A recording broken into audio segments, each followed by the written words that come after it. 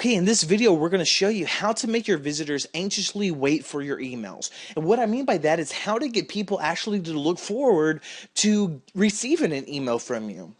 So instead of, having people open up their email box and be like, oh no, here's another email from this guy just trying to make money. How can we start getting people to actually want to see what you have to offer, want to hear from you? And one of the things we're going to cover is basically how and why we use free content. And the reason why we use free content is a lot about the top of mind awareness, because it's very ignorant for us to think that, we're the only list that our subscribers are on. Of course not. Email marketing is kind of like a war.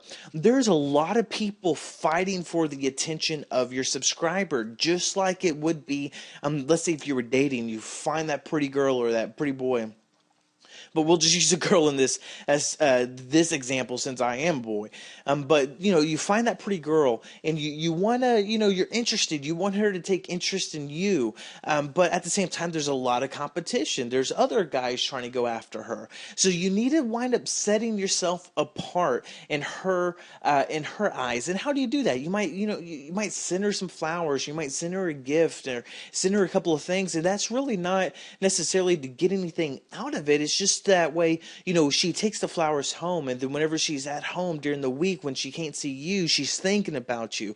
Every single time she sees flowers, she starts thinking about you and how much she can't wait to be with you. That's why whenever she sees you, it makes that experience all that much more worthwhile, versus just being like one of the other guys out there just trying to, get something out of it. Let's just leave it like that. So how does that relate to email marketing? Well, bottom line, we do need to make money with our email marketing efforts. I mean, that's the reason why we're all online. I mean, this is hopefully more than a little bit of a hobby for you, but you have to make money, to put food on your children's table, just like me, to make that better life, to pay the bills. You have to make money, so you need to, send offers every once in a while. But those offers, to kind of think about it in a dating terms, is that is your date. That's your physical connection. That's the time where you get somebody to open up to you and basically hand over a pile of cash. So, but the thing is, the reason why we use free content, it's kind of like sending a flower or sending a note or leaving a letter. It's just something to kind of keep our subscribers, even though we're not there. It just kind of keeps them fresh in in their mind. It kind of says, hey, that's, I remember, man, they've been sending out a lot of free content. Man, this is great. So by the time you get around to actually sending the offer, they're actually grateful. They want to show appreciation of things. I know it sounds a little cheesy, but it works. Believe me, I'm like that.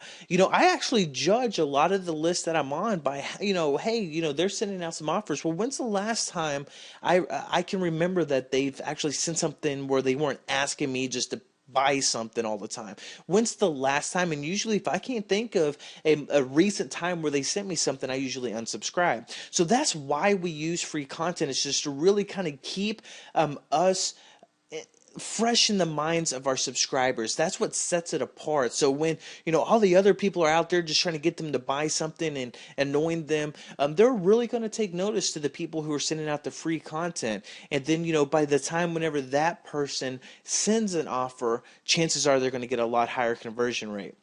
And I've said this, hundreds of times, that basically if you give away 90% of what you know, you'll get rich off of the final 10%. See, a lot of people try to give away 10% and save the 90% to, try to get people to buy it. But actually, if you reverse that, you're going to be making a lot more money. If you give away 90% of what you know, and you'll literally make a killing off of the final 10%. Why? Because you're developing that relationship. You're getting people to trust you, and they're going to show their appreciation and want to buy from you.